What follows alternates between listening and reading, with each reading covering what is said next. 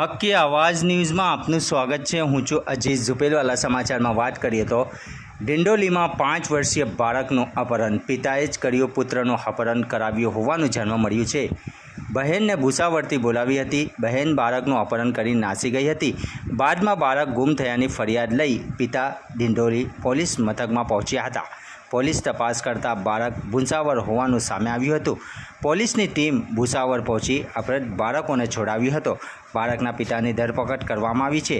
હાલ અપહરણનું ચોક્કસ કારણ સામે આવ્યું નથી। વધુ પોલીસ દ્વારા હાથ ધરવામાં આવી રહી છે। રિપોર્ટ રૂઝે બરબ।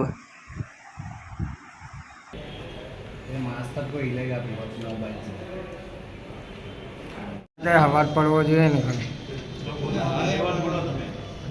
પછી ઉપરથી ગાળ આપતા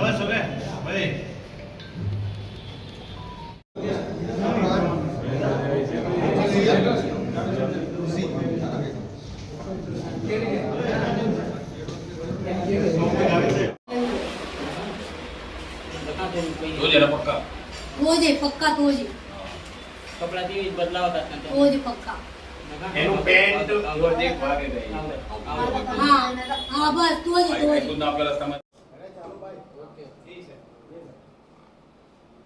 ગઈ તારીખ 6 જુલાઈ 2024ના રોજ જીજ્ઞાનગર ડિંડોલી પાસેથી તારાચંદ ઉત્તમ પાટીલના એક 6 વર્ષના બાળકનું કિડનેપ થયો હતો। 6 તારીખે આ બાળક ગુમ થતા એના પિતાજીએ 7 તારીખે પોલીસને ઇન્ફોર્મ કર્યા હતા।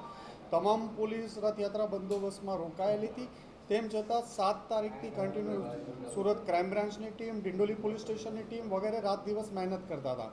આ તપાસ દરમિયાન આના સીસીટીવી ફૂટેજના એનાલિસિસ કરતાં ખબર પડી કે તારાચંદ ઉત્તમ પાટીલે જ પોતાના છોકરાને કિડનેપ કર્યો હતો અને પોતાની બેન જ્યોતિ અને એક મિત્ર કરણ મારફતે આ છોકરાને બુલધાણા મહારાષ્ટ્ર મોકલી આપવામાં આવ્યો હતો।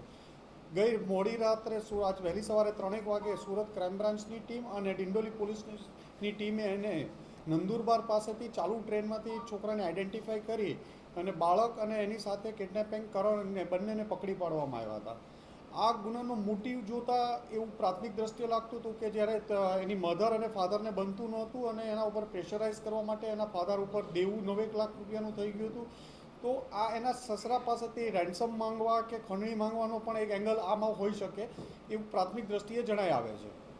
હાલ આમાં એના ફાધર તારાચંદ ઉત્તમ પાટીલ, એની બહેન જ્યોતિ ઠાકરે અને કરણ વાકોડે 3ની ધરપકડ કરવામાં આવી છે અને આગળની તપાસ ચાલુ છે।